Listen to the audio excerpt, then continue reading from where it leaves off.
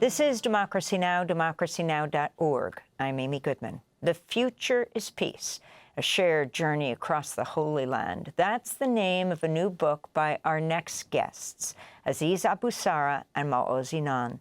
One is a Palestinian peace activist, the other an Israeli peace activist. They first met after Maoz Inon's parents were killed in the October 7, 2023 attacks by Hamas. Over the past 2 years, they've closely worked together, calling for peace in Israel and Palestine. In a moment, they join us, but first I want to turn to an excerpt from the documentary The Path Forward, directed by Julie Cohen and Mo Husseini. The clip begins with Aziz talking about reaching out to Maoz after October 7th. It didn't matter to me that Maoz's parents were Jewish. That's not part of the calculation. When people talk about October 7th, it's Israelis versus Palestinians. It didn't feel to me Israelis versus Palestinians. Those who were hurt, those who were killed were my people too. I just replied immediately, thank you for being there. A few days later, he made a post on Twitter. I am not crying for my parents. I am crying for those who will lose their lives in this war. He doesn't want revenge, and he doesn't want what's happened to him to cause more people to suffer.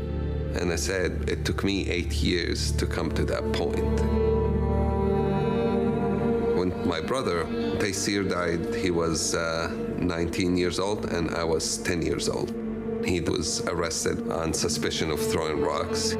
He was beaten up in prison by an Israeli soldier, which caused internal injuries. He died as a result of those injuries. It's still painful. A few days after Maoz's parents were killed, it's just I can't imagine stepping out of your pain to think of somebody else's pain, to think of what other people are going through. It takes so much of a humanity of someone to do that. So I wrote him that, and he sent me a message right away saying, let's talk. I knew that my life has changed dramatically.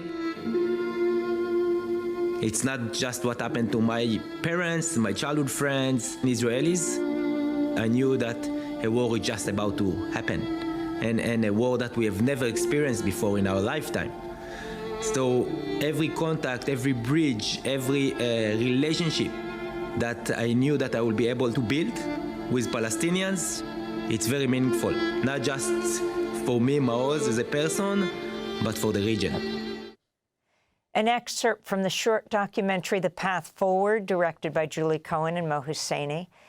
In 2024, Aziz Abu Sarah and Maoz Inon met with Pope Francis. And just about a year ago, they then met with Pope Leo shortly after he became Pope. We're joined in studio by Aziz and Maoz, co-authors of this new book, The Future is Peace, a shared journey across the Holy Land. Aziz, what makes you so hopeful to say the future is peace? I'm hopeful because I've worked in many other conflicts around the world. I was in Colombia, I was in Northern Ireland, I was in South Africa, I was in all these places. And what I've learned is that it doesn't matter how horrible a moment is, and the moment we are in today is very terrible. I have friends in Gaza who lost their entire families. I have friends like Maoz who lost his parents. My brother was killed. That every conflict ends at the end. How did your brother die? My brother died and how old was he? He died due to torture in Israeli prison when he was arrested on allegation of throwing rocks. He was taken from home, and he refused to confess, so he was tortured, and he died soon after he was released from prison. He was 19 when he died, and I was 10. And so I grew up angry. I grew up believing peace is impossible. But at some point I realized when I was 18 that Maoz and I are not on the opposite sides. To bring justice, to bring peace, to bring equality and dignity to all of us, we have to work together. It can't be Israelis versus Palestinians. It has to be those of us who believe in justice and equality and peace working together versus those who don't believe it yet. And the goal is to bring everyone to believe in it as well. And we will get there, because if they did it in Northern Ireland, and if they did it in South Africa, and they dismantled oppression and systems of oppression in those places, then there's no reason we cannot do it. How do you see it ending here? How do you see the occupation ending? The solution, I think, is less the problem, in the sense it can work in a one-state solution, can work in two-state solution, can work in confederation, which would be my preferred solution. But I think the more important is what are the values and what this solution is built on. Any solution that is not based on equality, any solution does not see dignity, recognition, and safety for everyone, it will fail. It can be two states, like Russia and Ukraine are two states. It's not working. It can be Rwanda, one state. We saw what happened there. It's all about what values you build on. And if we don't promote those values and saying Maoz's life and my family's life and his family's life are equal, then every solution would fail. That's what we should be focusing on. Maoz, can you talk about your feelings when Aziz reached out to you, and then this friendship that you have developed over these years with both of your parents now dead? Yeah. So it was only 3 days after I lost my parents and many of my childhood friends and people I knew my entire life. And I was literally, not as a metaphor, I was literally drowning in an ocean of sorrow and pain. And when Aziz reached out to me 3 days after, offering his condolences, it was like a hand saving me from drowning in this ocean. And in the last 2.5 years, we've been working together, co-authoring The Future is Peace. And now I can say, yes, October 7th was the most tragic day of my life. I lost so much and so many. But on that day, I also won Aziz. And I won Aziz as a brother, and a brother to our shared journey. And I'm hopeful because I know that all conflicts end in the end.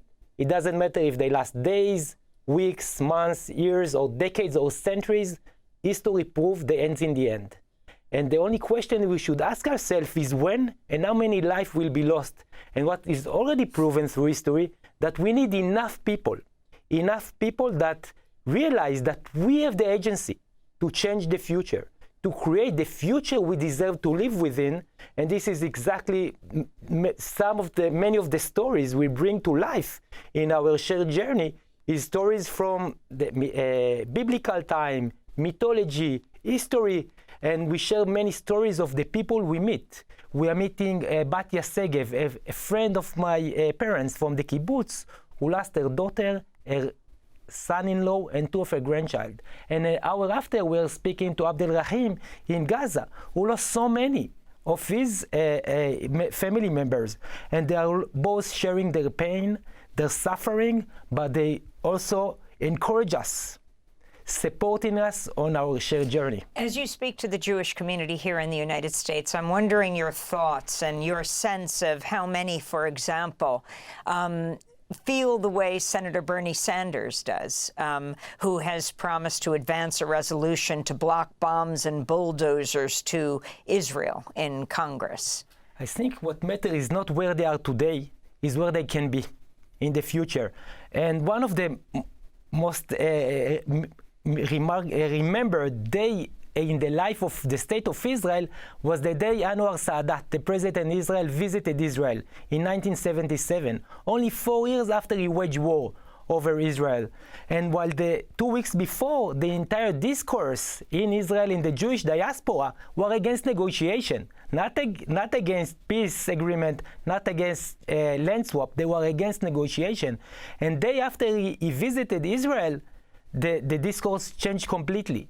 So we need to remember ourselves that, and the others, that discourse, public opinion, they are very flexible. And we, the leaders, if it's within the civil society, if it's like Bernie Sanders, we are the one that should bring the change within the discourse. Aziz, I'm wondering if you can talk about your visits with the popes, Pope Francis and then Pope Leo. Certainly Pope Leo in the headlines right now because Trump has been attacking the first U.S.-born Pope. And Leo's response has been, even though you make many prayers, I will not listen, your hands are full of blood, in a reference to what the U.S. has been saying overall, especially with the U.S.-Israeli attack on Iran, talking about President Trump responding that Leo is weak on foreign policy and going further, even releasing this AI image of himself, President Trump, as Jesus Christ. Yes, and I've read the Bible, so did Maoz, and we talk a lot about faith in our work. And in Arabic, the name of God is Salam, which means peace. And in Hebrew, it's Shalom, which means peace as well.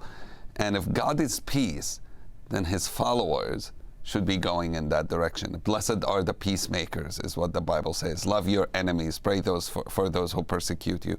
When we met Pope Francis, we met him in front of 13,000 people in the Arena di Pace, a Roman theater. And as we told our story, everyone stood up and started cheering for us. And he invited us to him and then gave us a big hug and said, you are brothers, which means Maoz and I are tied together forever, because in Catholicism there's no divorce. But he also told us the only place there's no disagreement in the world is a cemetery. You'll always have disagreement. It's about how we solve these disagreements. We as humans can solve it through diplomacy, through talking to each other. And it was the same when we met Pope Leo. It was very clear to us, he had become the Pope, that peace is something he prioritized. We were among the first people to meet him. He invited a delegation of peacemakers to meet with him, and he highlighted our peace work and said, this is the work that is needed today. So I'm not surprised to see him speaking about peacemaking. I should say that Leo said, Pope Leo made his comments about your hands are full of blood after Hegseth's prayers for violence. And I wanted to end with Maoz. What responsibility does the U.S. have as an obstacle to peace? Israel backed by this enormous military might of the United States. We just have 30 seconds. Yeah, so the U.S. has huge responsibility in letting the war going on and supporting it with weapon and Iron Dome diplomatic approval for everything Israel is doing. But this is exactly why we are here today in your studio, Amy, to call the American people. If the common people like ourselves and members of the Congress and politicians and leaders, it's also within your agency to join us and to bring peace to the Holy Land. I want to thank you so much for being with us. Maoz Inon, Aziz Abu Sarah, co-authors of the new book, The Future is Peace, A Shared Journey Across the Holy Land. That does it for our show. I'll be in Los Angeles tonight through Friday night for the theatrical release of Steal the Story, Please, the documentary about Democracy Now! Tonight at the North Hollywood Laemmle, tomorrow night in Glendale. I'll also be in San Francisco and in Berkeley and in San Rafael and in Sonoma. Check out the website, democracynow.org. I'm Amy Goodman. This is Democracy Now! Thanks for watching Democracy Now! On YouTube. Subscribe to the channel and turn on notifications to make sure you never miss a video. And for more of our audience-supported journalism, go to democracynow.org, where you can download our news app, sign up for our newsletter, subscribe to the daily podcast, and so much more.